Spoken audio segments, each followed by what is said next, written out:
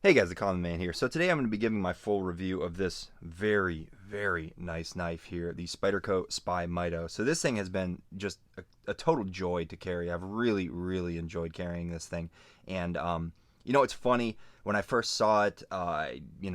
Again, I say this all the time about knives. Some of the knives that I absolutely love the most, or end up loving the most, are ones that I'm probably the least interested in the first couple of times I see them. I saw this online. It was interesting. Kind of the design characteristics didn't necessarily speak to me, but when I really got interested is when I saw it sitting on the shelf in my local knife store, and I don't know, it just stuck out to me. I really loved the Spyderco Spy Opera. I thought that was an incredible knife. It was also a Lionsteel collaboration with Spyderco based on Lionsteel's Opera model, and this is based on Lionsteel's Myto. So again, kind of Spyderco's spin on one of Lionsteel's already produced knives, but also produced by Lionsteel. So just very unique, very cool. And when I saw it, like I said, I just had to have it. I picked it up and I knew right away it was a knife I was really going to love. It's got kind of this interesting design characteristic here. Obviously, they took the Lionsteel Myto and then they just threw a Spyderco Spidey hole on there and gave it this little funny looking hump there. And it's got just the right amount of that Spyderco ugly that I really enjoy. You can't deny that some of Spyderco's knives are just absolutely just butt ugly, but it just grows on you, I think, because of the utility of it. They're purpose-built designs that are really designed for the user. So you can see, I mean, this Spyderco Spidey hole is just like on any other of the Spyderco knives. It's just the perfect deployment method. You can do the reverse or Spidey flick there. You can do the classic thumb flick. Obviously, you can slow roll it. And honestly, I think that the Spidey hole is just one of the best deployment methods out there. And then in conjunction with the frame lock here, I just think it works so well. But yeah. We'll get into some of the specifics here. So this is going to be with M398 blade steel, which this is actually the first knife I've used with this blade steel. And so far I've been very happy with it. I haven't necessarily put it into any hard use, but I've used it enough to be able to tell that it does hold a fantastic edge and it does strop up quite nicely.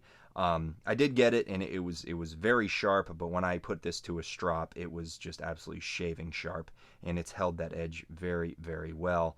I do enjoy the blade shape. It's got kind of this drop point blade. It's got a nice flat here, a soft sweep up to a relatively fine tip, so very good utilitarian blade, and all of the edges are knocked down just so nicely. You can see it's got this crowned edge, and I want to add, this is one of my favorite characteristics of this knife. It's just a minor thing, but it's so nice. The fact that this crowned edge or this crowned spine kind of wraps around all the way pretty much to the lock surface. So you can see even the surfaces that are generally not even showing when the knife blade is deployed. So when it's in the closed position, they really thought about some of these details to make sure that this knife continued to look just absolutely beautiful. So you can see that this line kind of follows the shape of the handle or the scale here. And it's just those little details that I really appreciate. This little kind of like a knurling around the edges of the titanium, and then of course you have these nice lines in the micarta. Just a lot of little characteristics that I think really make this knife pop. But anyway, back to the blade. So it is going to be a flat grind. Mostly it's not quite all the way up the blade. You can see it's got a little bit of a flat up there, but it is a flat grind down to a relatively thin edge, but not too thin. It's definitely not a thick edge, but not the thinnest I've felt. It's not like Para 3 or Paramilitary 2 level. But it does slice quite nicely with that flat grind. And then it has a fantastic sharpening choil here. You're going to get a lot of life out of that edge. You'll be able to sharpen it many times. And yeah, that's always a nice thing to see. Working back to the handle, ergonomics are really nice. I think this little hump here for the Spidey hole, it just locks your hand in so nicely. It gives a great spot for your thumb to kind of rest against. There's no jimping, but I don't think there needs to be because of that big hump. It really locks your thumb right in. And yeah, I mean, it's just comfortable. There's no hot spots. That pocket clip is in a very nice position.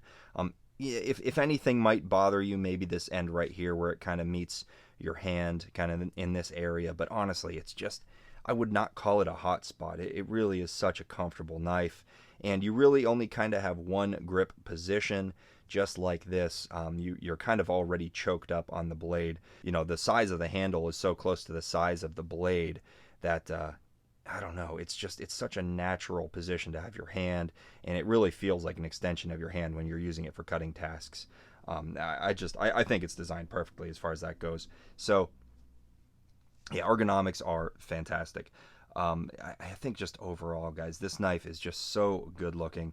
All of the lines are just done very thoughtfully, and then, you know, just kind of to add to the looks, they put some detail into this backspacer here. So it is a G10 backspacer, which is kind of an interesting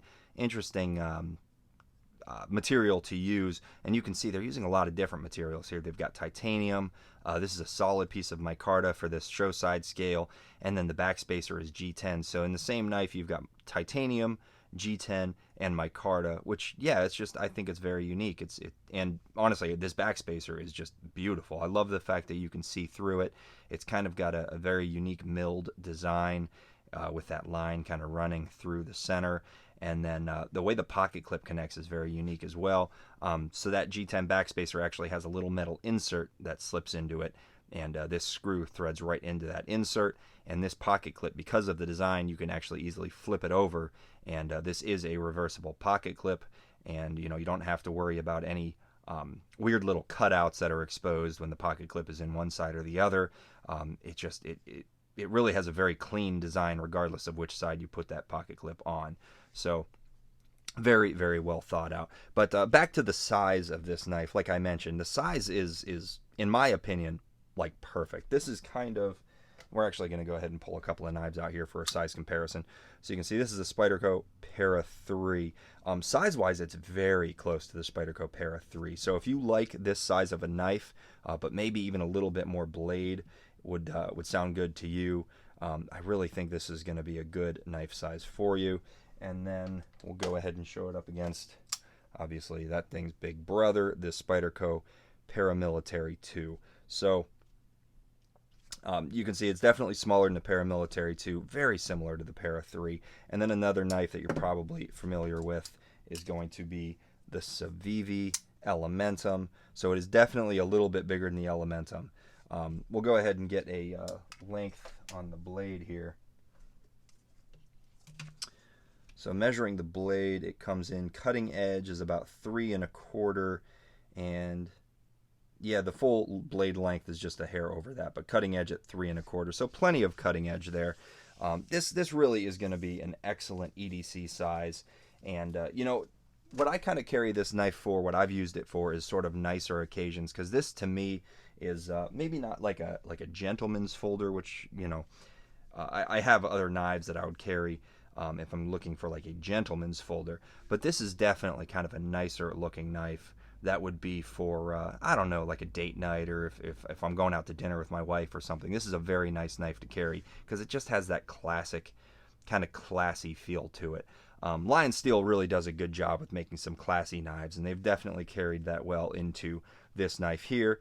And then Spyderco, obviously giving it that spider hole, gives it kind of that added utility where it's very easy to open, very easy to operate, and you know, it gives you kind of a different feel, kind of a different look on an already very nice knife platform, the Lionsteel Myto.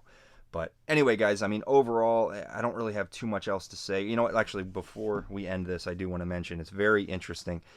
It does come in this Spyderco zipper pouch, which you don't see often.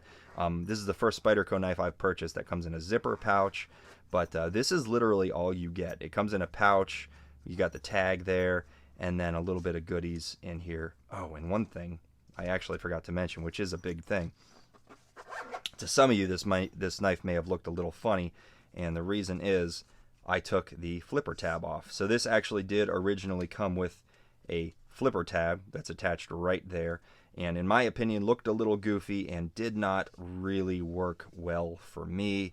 And I'm also just not a big fan of flippers. So one of the first things I did when I bought this knife was I took that flipper tab off. It's extremely simple. I believe it was just a T6 screw. Unscrew it, take the tab off, and there you go. Now you've got this nice smooth surface, which actually is, continuing with the crowned spine, this surface where the flipper tab attaches to is also slightly crowned. Just another really, really cool detail of this knife. And then also it does have a lock bar insert.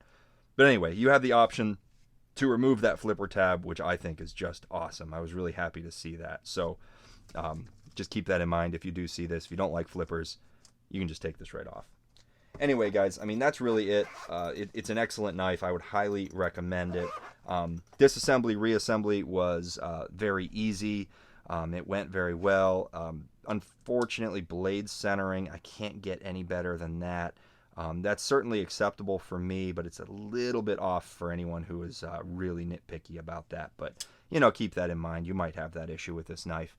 But again, you know, the disassembly and reassembly went very smoothly. So just overall an excellent knife. If you're interested in it, I would definitely consider it if you find one of these guys. And yeah, I think it's going to treat you very well. Anyway, thank you for watching, guys. I appreciate it. If you like the video, leave a like. If you want to see more of my knife, EDC, and occasional garage content, please consider subscribing. I greatly appreciate it.